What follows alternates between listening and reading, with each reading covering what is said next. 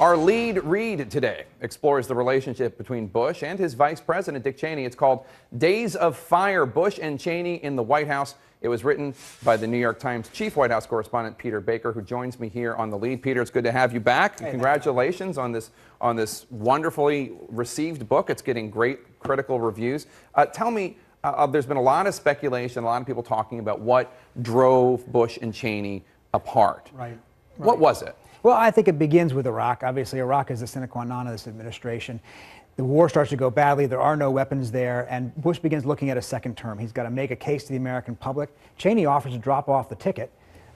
Bush thinks about it and decides, no, I'm not going to. But he's beginning to think, how do I begin to reshape my administration? What are we going to do for a second term? More diplomacy, a little less bellicosity. And that takes him away from Cheney. And then there's a series of events afterwards that drive them further apart. And he didn't pardon Cheney's top aide, Scooter Libby. That obviously upset Cheney quite a bit. He talks about it publicly. Yeah. But they were splitting before then when Bush started to rely more on Condi Rice than Dick Cheney. He elevates Condi Rice, Secretary of State, to begin moving in this different direction so that they're trying diplomacy with North Korea, Syria, Middle East peace, Iran, things that Dick Cheney finds troubling. He believes that they're beginning to drift away from the principles that they had shared in the first term. So by the end, they're on opposite sides of all sorts of issues, not just those, but also climate change, gay rights, gun rights, auto bailout, and so on. So it's a very dramatic evolution, almost a Shakespearean evolution over 8 years. There's a great story in your book on the PR nightmare of when Dick Cheney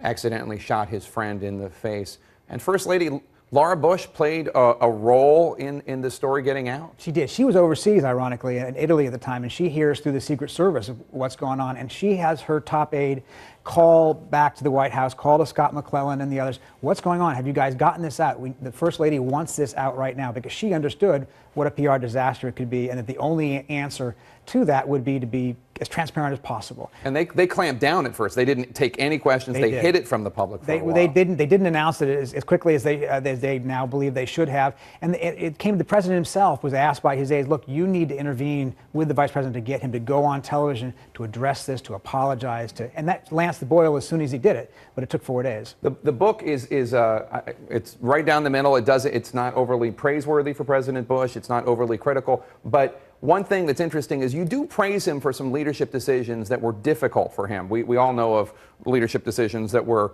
not the best ones in the world, but you praise him for the surge in Iraq and also for TARP, for the Troubled Asset Relief Program, to help out Wall Street. Right. Very unpopular, but you basically argue the right decision. Well, look, he took on conventional wisdom. He took on popularity. He went against all political instincts and his own conservative instincts in the case of TARP to do what he thought was the right thing. And look what happens now. When President Obama tries to fix his health care program, he uses the term surge. We're going to have a surge to try to fix it. So you talked about the connection and how he's now citing his predecessor. That's one example of something that lived on past his administration as a concept.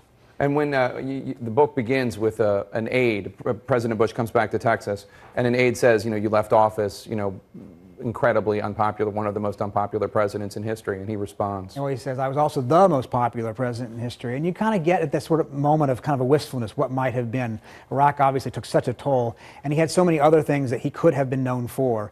PEPFAR, saving people with AIDS in Africa, Medicare Part D, expanding coverage, No Child Left Behind, tax cuts, all sorts of things that he wanted his presidency about, immigration. And that, in fact, became subsumed by the overarching terror and war issues that took over his presidency. And lastly, what's the relationship between Bush and Cheney now? Are they friends? Are they today? They wouldn't describe themselves as friends so much as partners or professional colleagues. I asked Vice President Cheney about this during interviews for the book. He says we were never buddies. They didn't socialize together.